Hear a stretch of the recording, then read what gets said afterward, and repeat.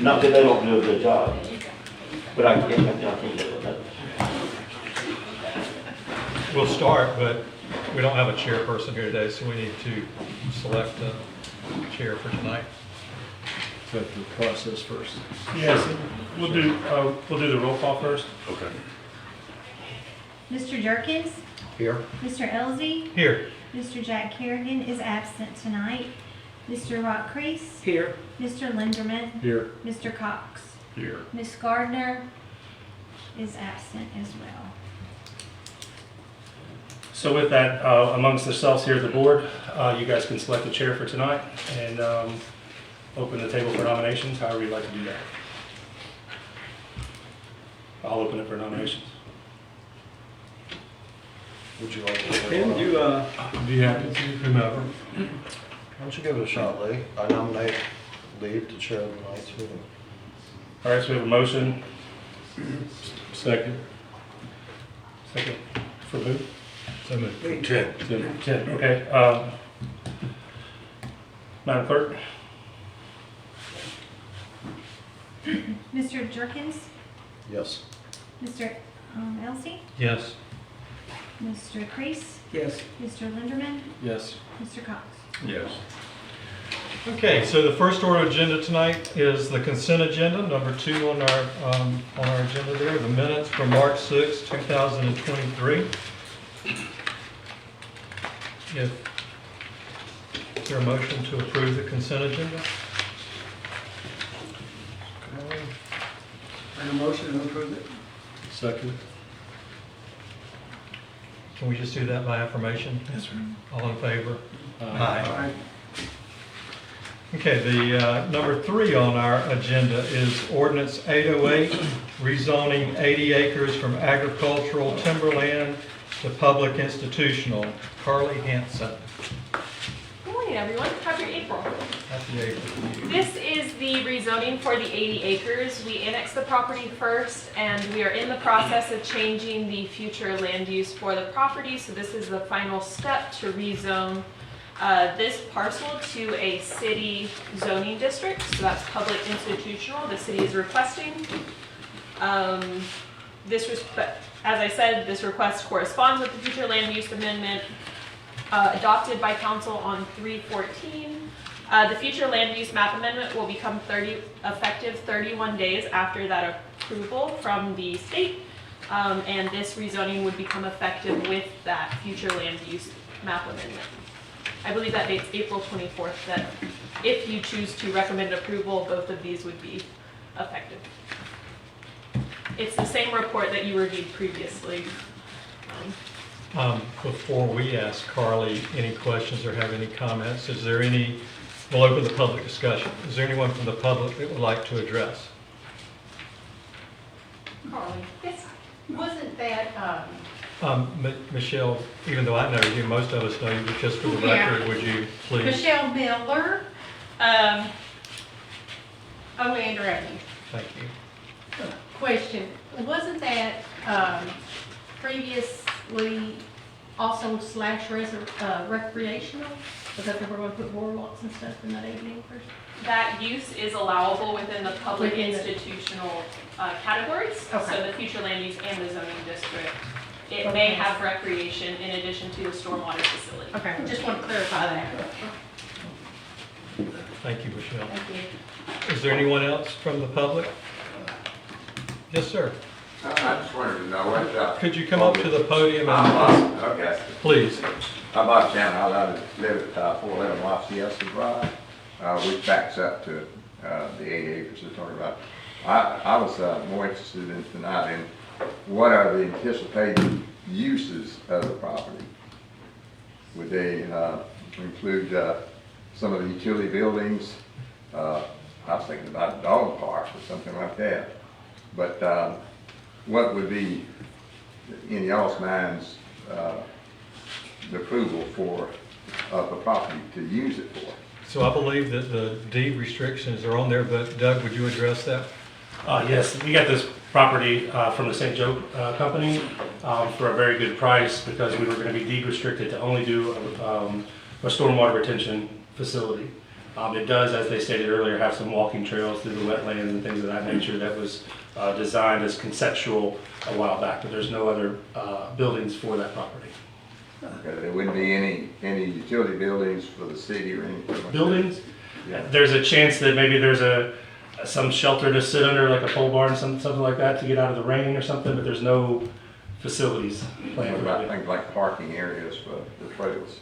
It's all conceptual right now, so you have to have all those uses built into that property that for the approval, and it's not that far down the path. I cannot. Y'all have any idea of the water retention pond size, or dimensions, or engineering? It's out for bid right now. The design for that is out for bid. It's on the city's website. It is, it's a retention pond, so it will hold water, and the wetlands are part of that as well. So it will have water in it. That will fall under the NPDS permitting strategy then for the project? We will permit everything accordingly, yes, sir. Just wanted to make sure. Appreciate it. Thank you. We're using state funds to pay for it, so all that has to be done accordingly. Does the property go to the Gulf County line, and then is it a long 10 piece of property, or what? Just to be consistent, do you mind stating your name and your address before you address them, or before you ask your question? Excuse me, my name's Doug Lurie, 210 3rd Street, and I was just curious about No, that's okay. the That's dimensions okay. of the property. Is it? I know, I feel real strongly about it, and I wrote y'all You're in sent favor y'all an of email it. about Right. it. You're in favor. And it's dangerous. I'm a certified burn manager. I burn my pine trees the right way, and with low humidity and a northwest wind, as dry as it got a month ago, it could take, our house would melt. I mean, we wouldn't have a house, and there'd be a few hundred other houses that didn't make it either. But it's wonderful for what y'all are gonna do. I believe your question is Whatever about the Gulf County line. So the Gulf County line is at 386. That property goes all the way to 386. But I'm excited that y'all are doing something with it. Thanks, Lisa. Me too. Lisa Logan, Maryland. Doug, you said that the plan, the conceptual plan is on the city website. No, it's to be bid out. We released a bid last week for this project for the design, correct? Yeah, Engineering and design. engineering and design. Okay, so it's not on there. Okay. It is. It's the packet for the RFQ, Yeah. RFP, which one? I don't know. We put out an RFQ on Thursday of last week, and it's on the city's website under the procurement Under page. bids. Under bids. Okay. Another thing, I brought this up several times when the proposed plan for all of this stormwater pond, including that one, was brought up 5 months after the hurricane. And in that proposed plan, which was never actually accepted by the city as a done deal, they had these proposed walking trails and hiking paths through that.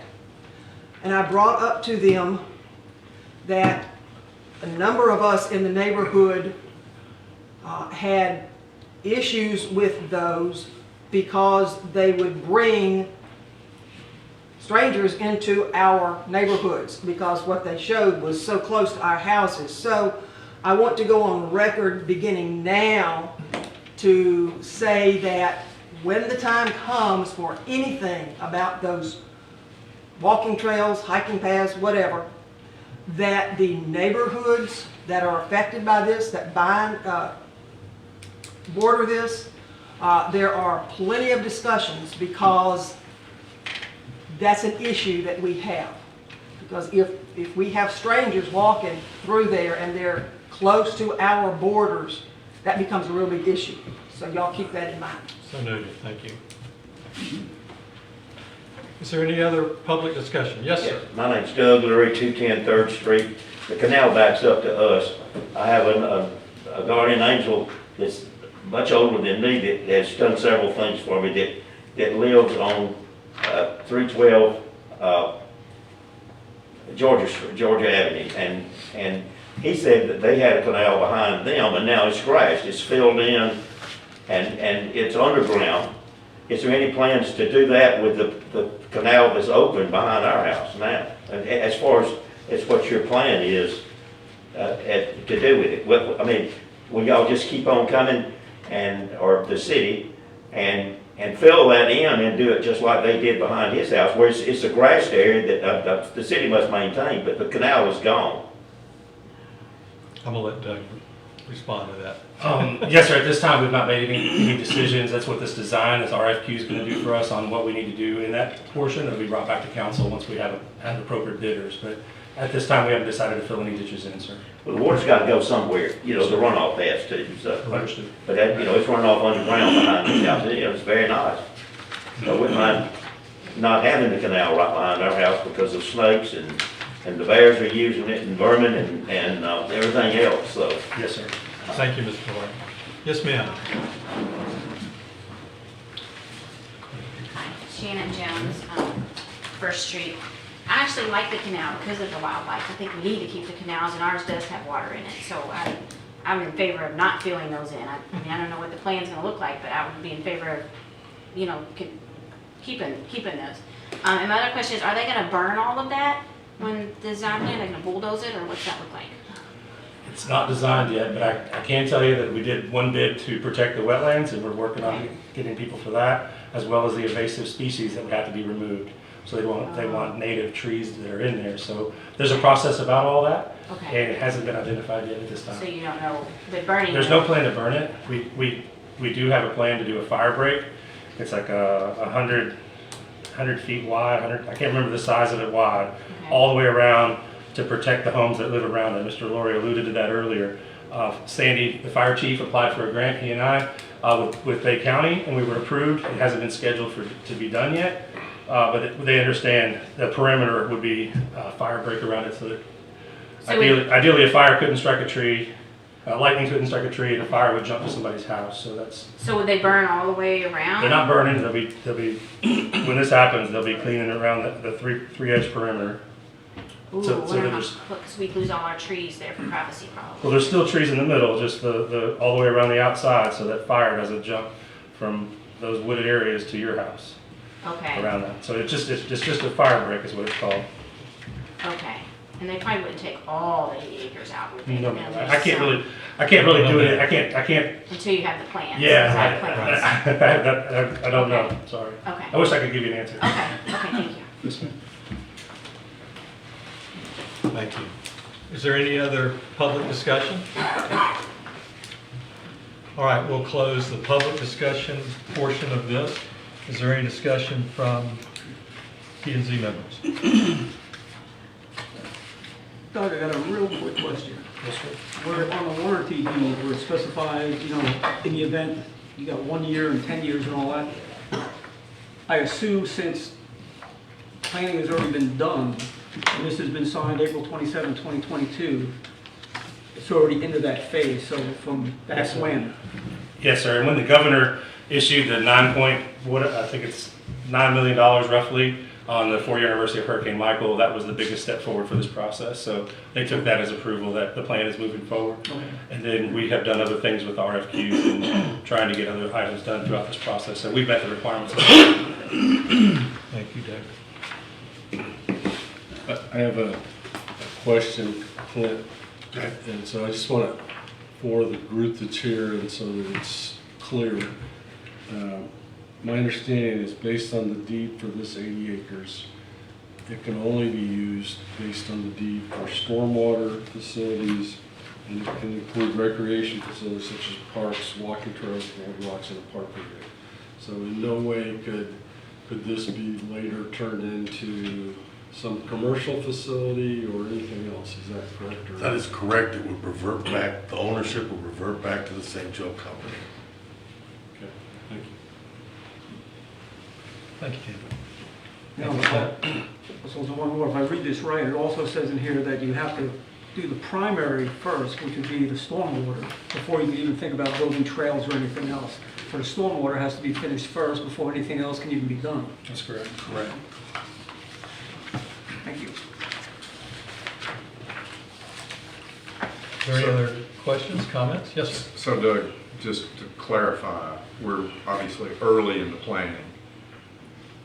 Just pulling a number out of the air, how long do you think this whole approval bid process takes? And then once that's approved, I guess then the city's in a position that we can release this stormwater project to be built. Your time frame for a total project or to get something dirt moving? Well, when we start moving on it. You can So- answer both questions if you So like. the bid process, should take 60 days, and we get somebody selected. And if we get a bidder, there's times when you don't get a bidder and you have to bid it again. So if we successfully get a bid, we'll submit that to the state for review for the money, which is through HMGP and those funds to pay for that.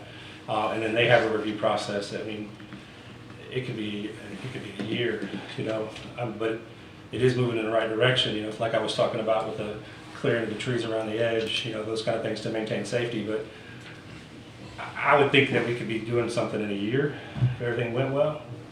The funding is there as we know it until we get some kind of bids going. So it's hard. It's hard. That could be another barrier for us too. I mean, the bids could come in, and the design and build out could come in way more than we have the 10 million, 9 million for. So that's just a lot of unknowns. So it's hard. It's a real hard answer, but we're pushing it along because stormwater is very important. This is the first.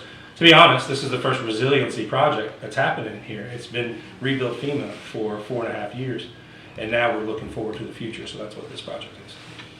Thank you. Are there any other questions or discussion from the board members? If not, is there a recommendation? Is there a motion?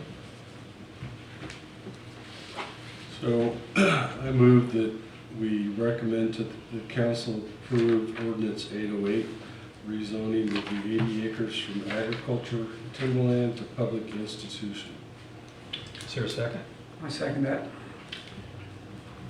Will you call the roll? Mr. Jerkins, Yes. Mr. Elsey, Yes. Mr. Kreis, Yes. Mr. Linderman, Yes. Mr. Cox. Yes. Thank you.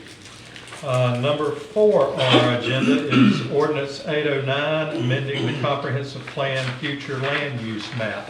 Ms. Carly Hanson. Hello. So this is very similar to the last item. However, this is the item setting the precedent for us moving forward. We will consider the future land use map concurrently with the rezoning for the property. So those will be aligned, and you'll only have to see the item once. So that being said, we do have 2 ordinances we're looking at today. They're separated by items, but it's the same packet in front of you. That analysis was done. This property was annexed into the city on May 24th of 2022, so this is just the analysis, and that goes along with giving the property a city designation. The City of Mexico Beach is requesting this amendment to rezone this 24.7 acre parcel located just behind us. And they're requesting it go from ag timberland to the city's public institutional future land use category and zoning district. It is deeded similar to the last one, restricted to be used as a municipal complex, government buildings, and an emergency operations center communication tower.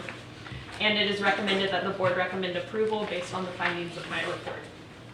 I can answer. So Carly talked about both of the ordinances, correct? 809 and 810, but I believe that we need to vote on them separately. Correct. Correct. Okay. So thank you, Carly. So we'll open the public discussion on ordinance 809, amending the comprehensive plan future land use map. Or is there any public comment or discussion or question about that? Any public comment? All right, we'll close the public discussion about that. Is there any comment or question from our board members about the future land use change? Yeah, it's, I mean, it's part of. We have to do that before we can do that. That's correct. So I just want to clarify again, Clint. This is similar to the last 80 acre question. Based on the special warranty deed from St. Joe, this property can only be used as a municipal complex, government offices, emergency operations center, and tower. Any other use would be an issue with the deed. We have to go back to St. Joe. The same reverter clause is in place. Okay, thank you. So you may ask that a question, you may want to ask that question again when we get to the next ordinance. I think we're good. Any other comments or questions about amending the comprehensive plan future land use map from the board? If not, will we entertain a motion? So I'll move that we recommend approval of ordinance 809, amending comprehensive plan future land use map. I will second. Will you call? Mr. Jenkins? Yes. Mr. Elzey? Yes. Mr. Crease? Yes. Mr. Linderman? Yes. Mr. Cox? Yes. Okay. Number 5 on our agenda, and Carly's already addressed this, but it's ordinance 810, rezoning 25 acres from agricultural timberland to public institutional use. Carly, will you just say one more time what that is? Please. Of course. This ordinance 8010, you had me. I said that a couple times. This ordinance 810 is the concurrent zoning change for this property from Bay County agriculture timberland to public institutional. It was found to be consistent with the comprehensive plan and land development code and is recommended for approval. Thank you. We'll open any public discussion, any questions or public discussion about ordinance 810, rezoning 25 acres from agricultural timberland to public institutional. Yes, sir. If you wouldn't mind standing up and coming up and stating your name and your address.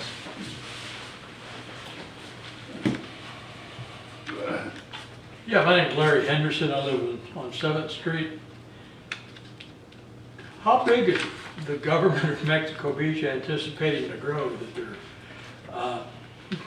rezoning basically 50 acres now for government institutional use? And we're a population of 1,000 permanent, so I'm just wondering how,